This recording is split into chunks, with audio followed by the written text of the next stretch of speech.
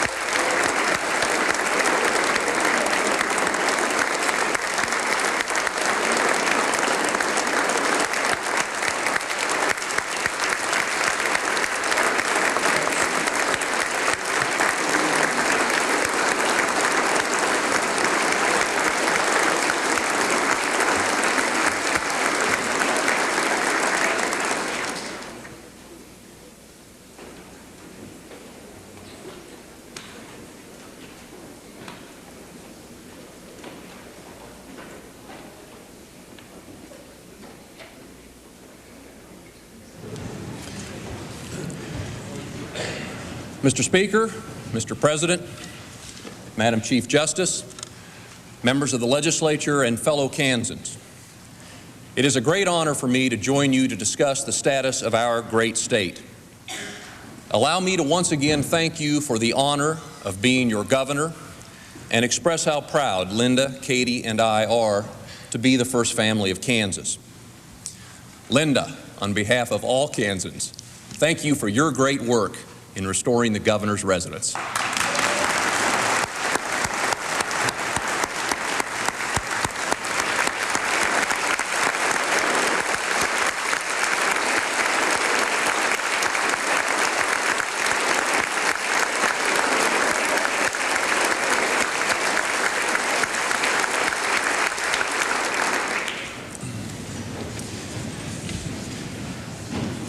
Congratulations and welcome to the new members of the House of Representatives and the Senate. You have been afforded the great honor of representing your fellow Kansans, a special honor bestowed upon a very few. And from all of us who have been given the opportunity to perform public service, thanks go to our families who make a tremendous sacrifice so that we may serve our state.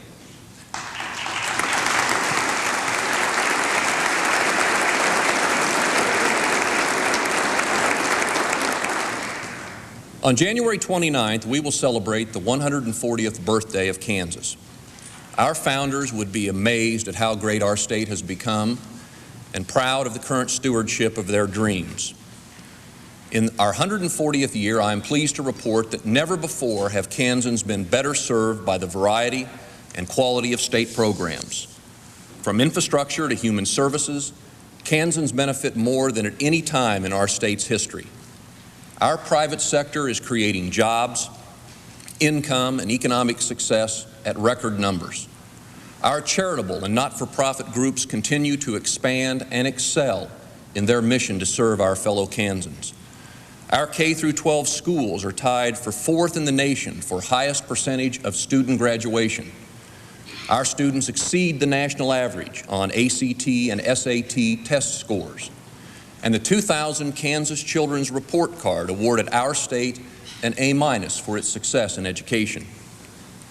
Our community colleges and technical schools are effectively changing to meet the challenges of the 21st century.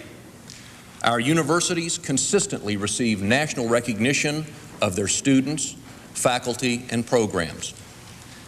In the past several years, we have witnessed and been a force behind improvements in a number of areas that touch many Kansans and their futures. It's important to recognize these accomplishments in order to establish a perspective. To know how far we've come enables us to better understand where we must go. We have dramatically increased our commitment to Kansans who deserve special support with much of our emphasis on our most precious resource, our children. Over the last 6 years, we have tripled funding for a program that teaches parents how to be better teachers to their children. In special education, 6 years ago, 67,000 students were served by 8,200 teachers at a cost of $205 million. Today, 10,000 more students are served by 2,700 additional teachers at a cost of $312 million. That's a 15% increase in special education students served by a 33% increase in teachers at a cost of 52% more. A few years ago, only 44 counties in our state had family preservation services. Today, all 105 counties have it available 24 hours a day, 7 days a week. The result is more children in their homes, not in foster care.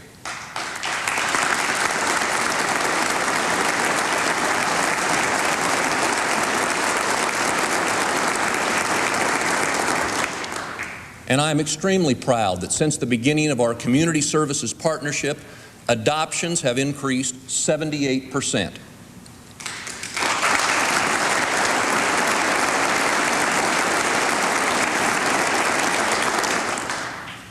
During the last 6 years, funding for locally based community mental health services has nearly doubled, from $57 million to over $109 million. And funding for programs serving people with developmental disabilities has increased by 160%, from $72 million to $186 million. 6 years ago, only 41,000 claims worth under $2 million were filed by Kansans for our food sales tax rebate program. For 2002, as a result of my administration's actions to make access easier, we can expect 235,000 claims worth $22.5 million.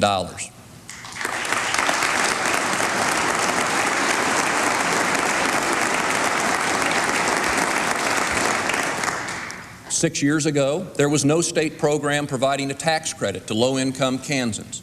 Next year, 125,000 low-income Kansans will receive earned income tax credits of $21 million. We have accomplished all this and much more, and still achieved a fiscal record that Standard & Poor's has rewarded with a AA+ rating. And in issuing that rating, Standard & Poor's pointed out a number of positive factors. First, continued economic diversification and growth. Secondly, a debt burden that is one of the lowest per capita debt ratios in the nation. Third, conservative fiscal management that has maintained financial stability through a short-term revenue crunch. And fourth, good liquidity ensured by statutorily mandated cash reserves. While we take pride in what has been done, we are also aware there is no finish line to what we do. We are engaged in a process that is continuous, one in which even as challenges are addressed, new challenges appear on the horizon. To assist me in developing a prospective agenda for Kansas, I asked nearly 100 talented Kansans to serve on the Vision 21st Century Task Force, chaired by Lieutenant Governor Gary Scheer. Many of their recommendations are reflected in my budget and proposals, and their excellent work will guide me in future public policy initiatives. Several of the task force members are with us tonight, and I ask you to join me in thanking them for a job well done.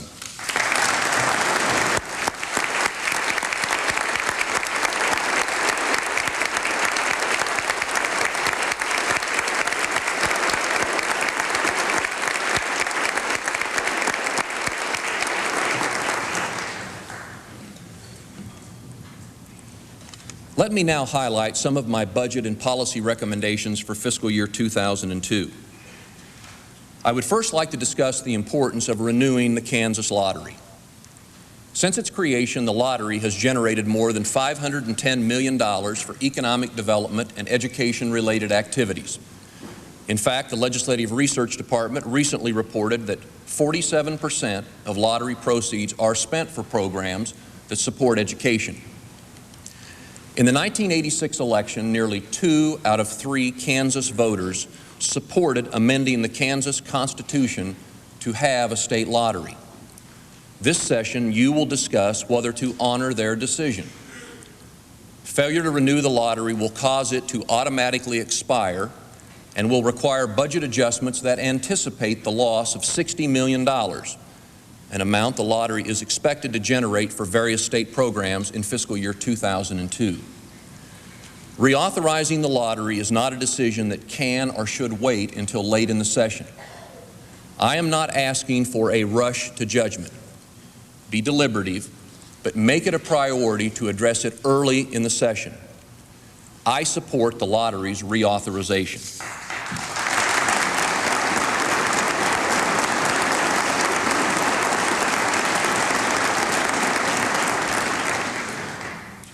While state government has a wide range of responsibilities, I believe its primary focus should be in the areas of citizens with special needs, transportation infrastructure, environment, public safety, and education.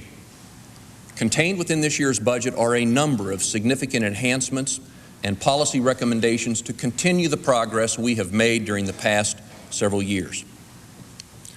For Kansans with special needs, additional funding in fiscal year 2002 will increase access to programs for individuals with physical and developmental disabilities. We have added funding for nutrition services and for senior income eligible programs. Also, there will be new funding so that more low-income families can access dental services for their children. For the third year, HealthWave, our health care program for children, is fully funded. As recommended by my early childhood task force, we have started the process of eliminating the 6-month waiting period for families enrolling their children in HealthWave by adding more state general fund dollars. Eliminating the waiting period will allow us to serve more children.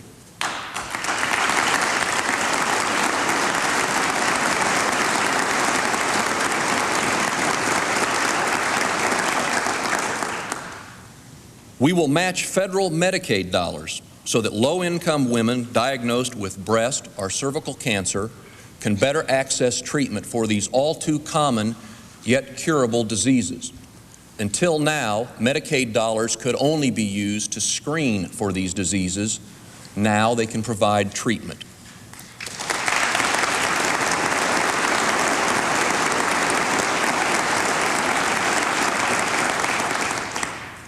Also underway is a pharmaceutical buyback program to allow long-term care facilities to return to pharmacies unused medications for repackaging and reimbursement to the state. We anticipate savings of at least $1.4 million a year. The Comprehensive Transportation Program, passed 2 years ago, will continue to receive full support of its planned construction projects. This investment in our state's infrastructure is critically important, and we must keep our commitment to these planned projects.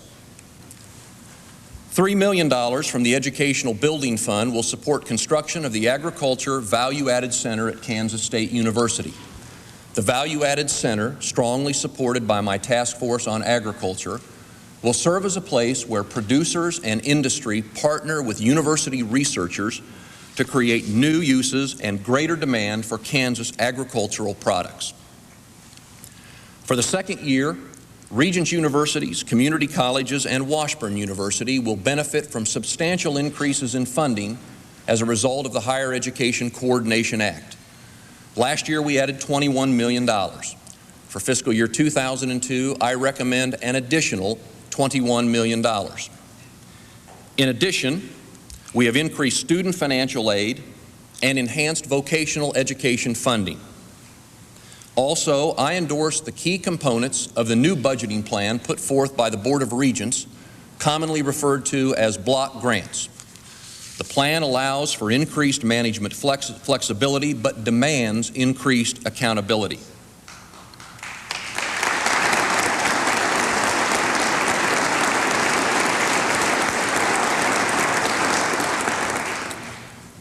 To achieve long-term viability of Kansas communities, industries, and agricultural producers, I support the recommendation made by my task force on water. By 2020, we stop depletion of our state's precious aquifers. I am including money for the Kansas Geological Survey to analyze and recommend strategies for preserving our aquifers. The Governor's Water Quality Initiative will be expanded into 3 additional river basins through increased funding for buffer strip projects. The talent of our state employees has allowed us to achieve excellent results with a workforce that is nearly 9% smaller than it was in 1995. To better recruit, retain, and reward our state employees, I recommend eliminating the first 3 steps from the pay matrix, which will increase starting pay for state employees by 7.5%. And I recommend a 3% COLA and unclassified merit increase, half applied in July of 2001 and half in January of 2002. Recruitment and retention of corrections officers demands our attention. Therefore, I am recommending their salaries be enhanced an additional 2.5% for a total of 5.5%, and that signing bonuses be offered to new recruits. To attract talented individuals to the Highway Patrol, I recommend a salary enhancement of 5% above the recommendation for state employees for a total salary enhancement of 8%.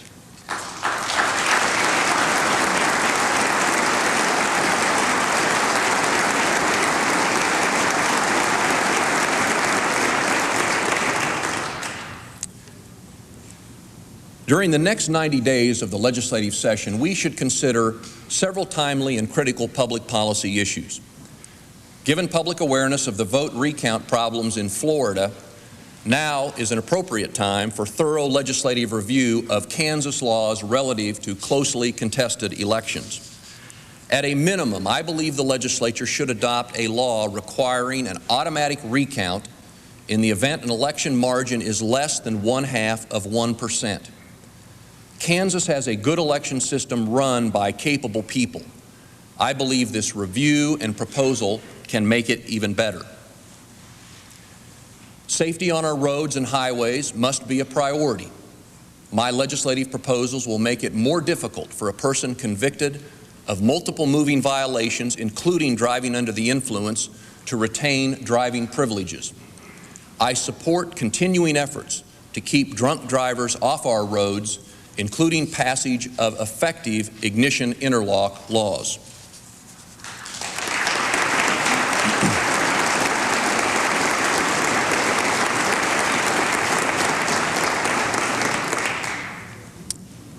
As I requested last year, allow law enforcement officers to make stops for seatbelt violations. Kansas law requires the driver and passengers to wear seatbelts, but we do not allow an officer to enforce this law by stopping a vehicle in violation. Several high-profile accidents emphasize the tragedy that can occur when a seatbelt is not worn. That of Derek Thomas last year, a recent death of a promising Wyandotte High School student athlete, and the death last month of a prominent Wichita Union leader whose family stated his death may have been prevented had he been wearing his seatbelt. Statistics show that wearing seatbelts saves lives. The law requires wearing a seatbelt. It is time to enforce the law.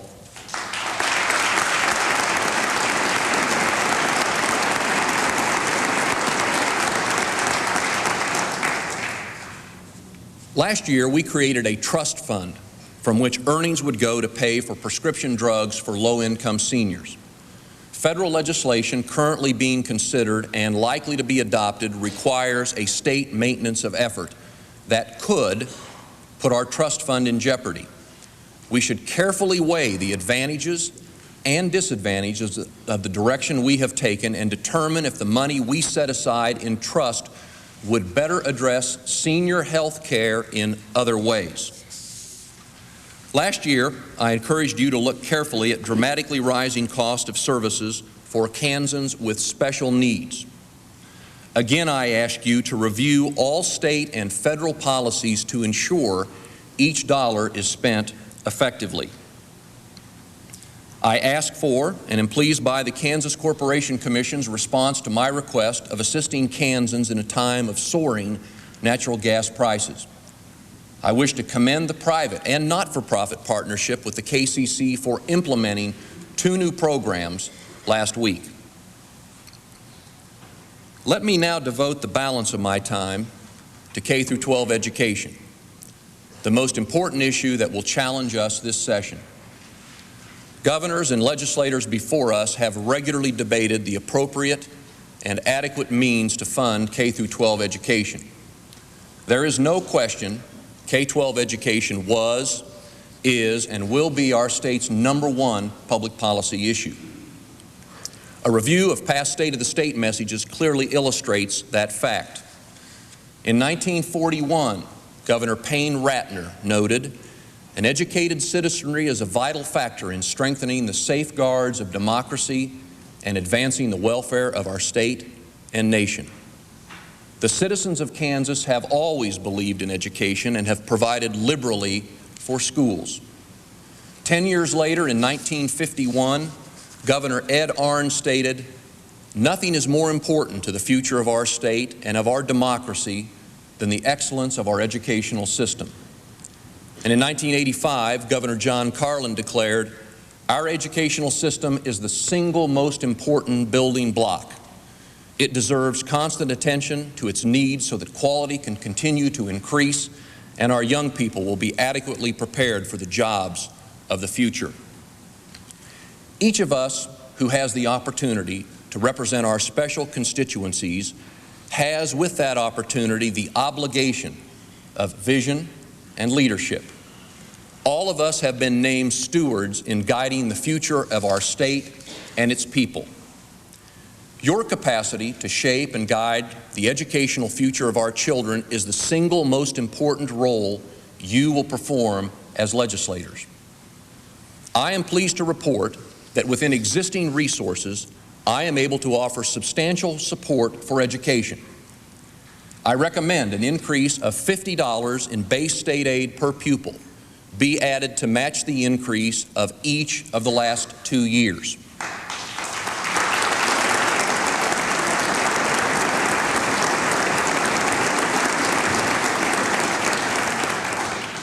Special education will have a $19 million increase to provide financing at 85.3% of excess cost.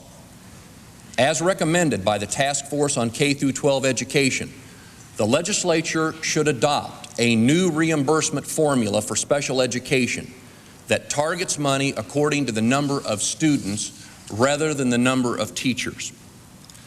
By adding $4 million, my budget raises the at-risk formula to 10%, which doubles since 1997 the amount we make available for at-risk students.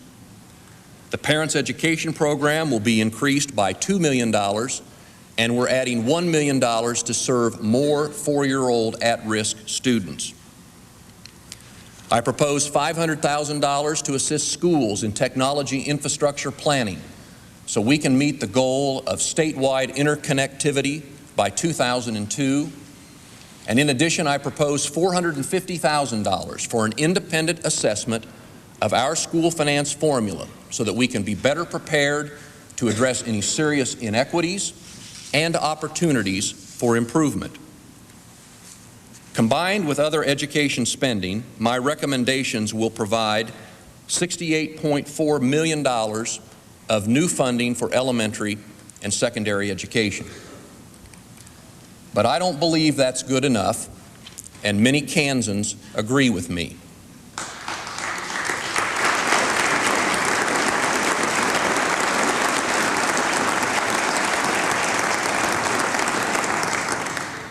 Most recently, my task force on K-12 education clearly identified a higher goal, the essence of which we must strive to meet. All-day kindergarten is not a question of if, it's a question of how and when we get there. Special education, fully funded, is not a question of if, It's a question of how and when we get there. Achieving competitive teacher salaries is not a question of if. It's a question of how and when we get there. We have to attract and retain the finest teachers available. Anything short of that will leave our state unprepared for educating our children with excellence. Other areas of the task force report that I believe are vital are the issues of providing incentives for schools to achieve even better results and to be innovative in addressing performance pay issues. I believe it's time for us to set the bar higher and raise expectations of what K through 12 education should be in Kansas.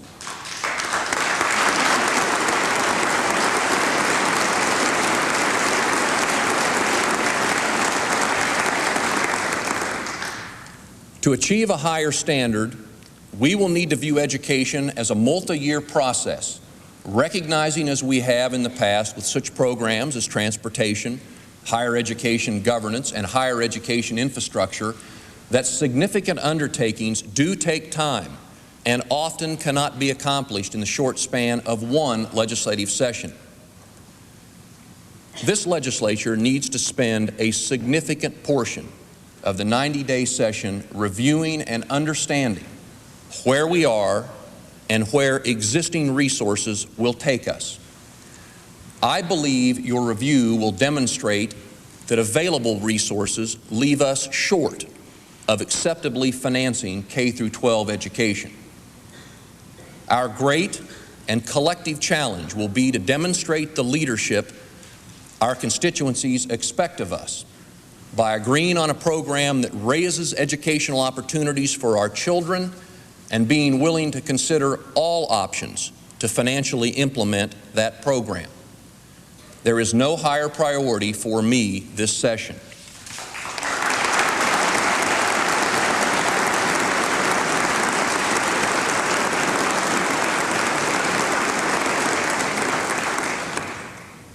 It is a priority because I have been in classrooms throughout the state and I have seen firsthand how well-placed resources can produce dramatic results. It is a priority because I understand the financial demands technology and innovation place on our schools. It is a priority because I know firsthand that a great teacher can touch and change a child's life forever. Finally, as a parent, I am experiencing every day through my daughter how education is the key to the future.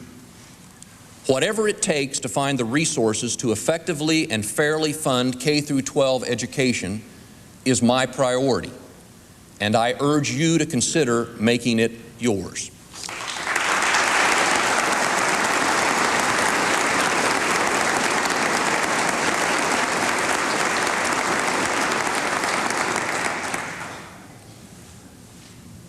Tonight I have shared with you our past achievements and current challenges.